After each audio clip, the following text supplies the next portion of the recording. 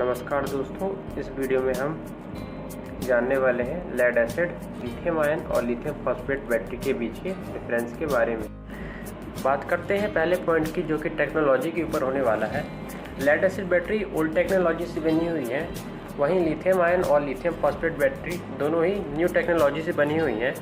Old technology से बने होने के कारण लेड एसिड बैटरी में बहुत सी कमियां हैं, वहीं दूसरी तरफ लिथियम आयन और लिथियम फॉस्फेट दोनों ही न्यू टेक्नोलॉजी से बनी हुई हैं, जिसके कारण इसमें बहुत सारी खूबियां हैं। जाहिर सी बात है कि जो बैटरी नई टेक्नोलॉजी से बनी होगी उसमें कुछ खूबियाँ तो होंगी, वही खूबियों को हम आगे जानते हैं। बात करते हैं सेकेंड पॉइंट, बैटरी लाइफ के बारे में।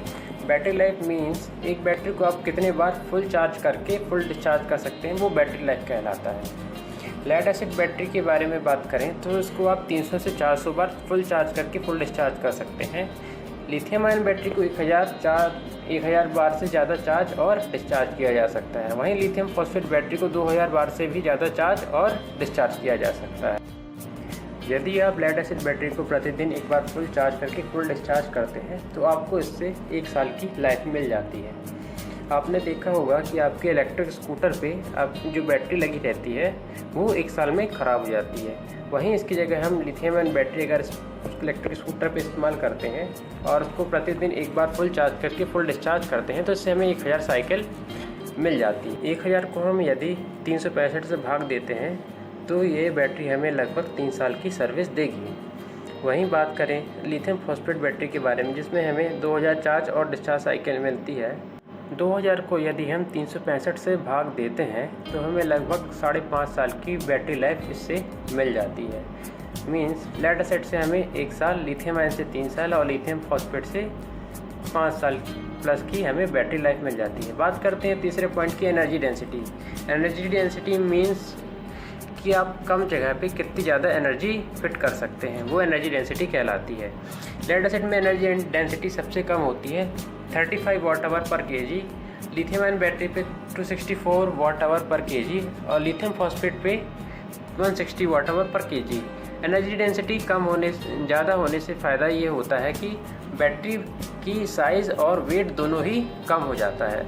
लेड एसिड बैटरी जिसको आपने देखा होगा वो काफ़ी ज़्यादा हैवी होती हैं, वहीं लिथियम आयन बैटरी जो होती हैं वो काफ़ी ज़्यादा हल्की होती हैं। वहीं पर लिथियम फॉस्फेट जो बैटरी होती है वो इन दोनों के बीच में आती है। एनर्जी डेंसिटी कम होने के कारण लेड एसिड बैटरी का साइज़ भी काफ़ी बड़ा होता है। लिथियम आयन बैटरी की एनर्जी डेंसिटी सबसे ज़्यादा है, इसके कारण इसका साइज़ सबसे कम है। वहीं लिथियम फॉस्फेट बैटरी का साइज़ लिथियम आयन बैटरी और लेड एसिड बैटरी के बीच में आता है।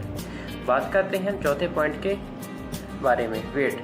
लेड एसिड बैटरी का जो वेट होता है वो सबसे ज़्यादा होता है, जैसे कि मैंने आपको बताया। लिथियम आयन बैटरी का कम होता है और लिथियम फॉस्फेट बैटरी का लिथियम आयन और लेड एसिड बैटरी के बीच में होता है। अब मैं आपको अपने इलेक्ट्रिक स्कूटर के बैटरी के बारे में बताना चाहता हूँ।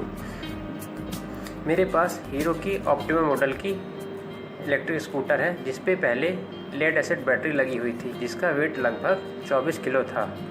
उसको हटाकर मैंने उसकी जगह लिथियम फॉस्फेट बैटरी इस्तेमाल किया है, जिसका वेट लगभग 10 kg है। वहीं इसकी जगह अगर मैं लिथियम आयन बैटरी इस्तेमाल करता तो उसका वेट लगभग 7.5 किलो आता। लिथियम फॉस्फेट बैटरी चूज़ करने का कारण ये था कि इसमें बैटरी लाइफ सबसे ज़्यादा मिलती है, जिसके कारण ये बैटरी मेरी स्कूटर पे लगभग 5.5 साल की सर्विस देगी। बैटरी का वेट कम हो जाने के कारण स्कूटर का माइलेज भी बढ़ गया है। अब हम बात करेंगे 5वें पॉइंट, बैटरी के सेल के नॉमिनल वोल्टेज के बारे में। लेड एसिड के एक सेल का नॉमिनल वोल्टेज 2.1 वोल्ट होता है, वहीं लिथियम आयन बैटरी के एक सेल का नॉमिनल वोल्टेज 3.7 वोल्ट होता है। लिथियम फॉस्फेट के एक सेल का नॉमिनल वोल्टेज 3.2 वोल्ट होता है। नॉमिनल वोल्टेज वह वोल्टेज होता है जिस पे बैटरी का सेल ज़्यादा लंबे समय तक ऊर्जा देता रहता है। बात करें 6 पॉइंट के बारे में, जो कि 12 वोल्ट बैटरी के ऊपर है। यदि हमें लेड एसिड के सेल से बैटरी बनानी है तो हमें 6 सेल सीरीज़ पे कनेक्ट करने होंगे, जो कि हमें 12.6 वोल्ट देते हैं। आपने देखा होगा कि लेड एसिड बैटरी में 6 होल होते हैं पानी डालने के लिए, वो 6 होल 6 सेल को रिप्रेजेंट करते हैं। वहीं लिथियम आयन बैटरी पे हमें 3 सेल सीरीज़ में कनेक्ट करके हमें 11.1 वोल्ट मिलता है और 4 सेल सीरीज़ कनेक्ट करने पे 14.6 वोल्ट मिलता है। यही इस बैटरी का एक डीमेरिट पॉइंट लगा मुझे। यदि हमें 12 वोल्ट की बैटरी बनानी है तो हमें इस पहले 3 सेल से 11 वोल्ट मिलते हैं और 4 सेल से 14.6 वोल्ट मिलते हैं। 12 वोल्ट बैटरी से 12 वोल्ट ना मिल पाने के कारण इसकी हम फुल कैपेसिटी का यूज़ नहीं कर सकते हैं, क्योंकि हमारे जितने भी अप्लायंसेस होते हैं वो 12 वोल्ट बैटरी के हिसाब से बने होते हैं। वहीं बात करें हम लिथियम फॉस्फेट बैटरी के बारे में, इसके हम 4 सेल सीरीज़ में जोड़ के हमें 12.8 वोल्ट मिल जाते हैं, जो कि बहुत सिमिलर है लेड एसिड बैटरी से, जिस कारण से हम लेड एसिड बैटरी की जगह पे लिथियम फॉस्फेट बैटरी को बड़ी ही आसानी से इस्तेमाल कर सकते हैं और इस बैटरी का हम फुल कैपेसिटी का यूज़ भी कर सकते हैं। लिथियम फॉस्फेट बैटरी में एक और खूबी होती है कि यह बैटरी कभी आग नहीं पकड़ती, वहीं लिथियम आयन बैटरी कभी कभी इस पर आग लग जाती है। बात करें 7वें पॉइंट, जो कि एफिशिएंसी के ऊपर है। एफिशिएंसी को आप ऐसे समझ सकते हैं, यदि आप एक बैटरी को चार्ज करने के लिए 100 रुपये की बिजली देते हैं तो उससे आप कितने रुपए की बिजली वापस ले सकते हैं, वो एफिशिएंसी कहलाता है। या आपने बैटरी को चार्ज करने के लिए 100 यूनिट खर्च किए और उसके बाद उससे आप कितने यूनिट बिजली वापस ले सकते हैं, वो बैटरी की एफिशिएंसी कहलाता है। लेड एसिड बैटरी में एफिशिएंसी बेहद ही कम होती है, 60 से 75% मात्र। वहीं लिथियम आयन और लिथियम फॉस्फेट बैटरी पे एफिशिएंसी 97% होती है। मान लीजिए कि एक लेड एसिड बैटरी जिस पे 100 एम्पीयर लिखा हुआ है, तो उसकी एफिशिएंसी कम होने के कारण वो बैटरी वास्तविकता में 60 से 70 एम्पीयर की ही होती है। वहीं लिथियम आयन बैटरी अगर 100 एम्पीयर की है तो उससे आपको 97 से 95 एम्पीयर बड़े आराम से मिल जाएगा। लिथियम फॉस्फेट पे भी आपको 97 से 95 एम्पीयर 100 एएच की बैटरी से आराम से मिल जाएगा। बात करें 8वें पॉइंट की, जो कि सेल्फ डिस्चार्ज के ऊपर है। इसका मतलब ये होता है कि आपने एक बार बैटरी को चार्ज करके रख दिया तो वो कुछ समय के बाद वो अपने आप डिस्चार्ज होने लगती है।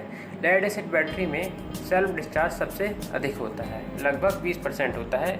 वहीं लिथियम आयन और लिथियम फॉस्फेट बैटरी दोनों पे सेल्फ डिस्चार्ज 5% से भी कम होता है। सेल्फ डिस्चार्ज रेट ज़्यादा होने के कारण लेड एसिड बैटरी को आपने अगर एक बार चार्ज करके रखा हुआ है तो 1 महीने के अंदर वो 20% कम हो जाएगी और दूसरे महीने के अंदर भी 20% कम होगी। वहीं लिथियम आयन बैटरी और लिथियम फॉस्फेट बैटरी दोनों का ही सेल्फ डिस्चार्ज रेट 5% से भी कम होता है। बात करें अगले पॉइंट के बारे में, जो कि पर डे कॉस्ट के ऊपर है। पर डे कॉस्ट मतलब एक दिन बैटरी को इस्तेमाल करने का खर्चा कितना आता है, वो हम इस पॉइंट में जानेंगे। बात करें 48 वोल्ट 24 एम्पीयर की बैटरी के बारे में। यदि आप लेड एसिड बैटरी इस्तेमाल करते हैं तो आपको 4 बैटरी इस्तेमाल करनी होंगी सीरीज़ पे, जिससे आपको 48 वोल्ट मिलेंगे। उन बैटरी की मार्केट में कीमत 12,500 रुपये होती है। 12,500 को यदि हम 400 साइकिल से डिवाइड करें तो हमें प्रतिदिन लेड एसिड बैटरी का खर्चा 31.25 रुपये आ जाता है। वहीं हम बात करें लिथियम आयन बैटरी के बारे में, जो कि 48 वोल्ट 24 एएच की बैटरी मार्केट पे 19,000 रुपये पे मिलती है। 19,000 को यदि हम 1,100 से डिवाइड करते हैं तो हमें प्रतिदिन का खर्चा लगभग 17 रुपये 27 पैसे निकल कर आता है। बात करें लिथियम फॉस्फेट बैटरी के बारे में, जिसकी मार्केट में प्राइस 18,000 रुपये होती है, उसको यदि हम 2,000 साइकिल से डिवाइड करते हैं तो हमें प्रतिदिन कॉस्ट 9 रुपये मिलती है। लेड एसिड में प्रतिदिन कॉस्ट 31 रुपये, लिथियम आयन पे 17 रुपये और लिथियम फॉस्फेट पे 9 रुपये आती है। मतलब कि लिथियम फॉस्फेट बैटरी अगर आप इस्तेमाल करते हैं तो आपको ज़्यादा फ़ायदा मिलेगा। बात करते हैं आखिरी पॉइंट कि कौन सी बैटरी सबसे ज़्यादा अच्छी रहेगी। ये कस्टमर के ऊपर डिपेंड करता है। कई कस्टमर का बजट टाइट होने के कारण उन्हें लेड एसिड बैटरी लेना पड़ता है, वहीं कई कस्टमर्स लिथियम आयन बैटरी को प्रेफर करते हैं और कुछ लिथियम फॉस्फेट बैटरी को भी प्रेफर करते हैं। मैं पर्सनली रिकमेंड करूंगा कि आप लिथियम फॉस्फेट बैटरी के साथ जाएं, क्योंकि इस पर आपको प्रतिदिन कॉस्ट भी कम पड़ती है और फ़ायदे लिथियम आयन बैटरी के मिल जाते हैं। यदि वीडियो अच्छा लगा हो तो हमारे चैनल को सब्सक्राइब करें, शेयर करें और कमेंट करके हमें बताएं। हम भी लिथियम बैटरी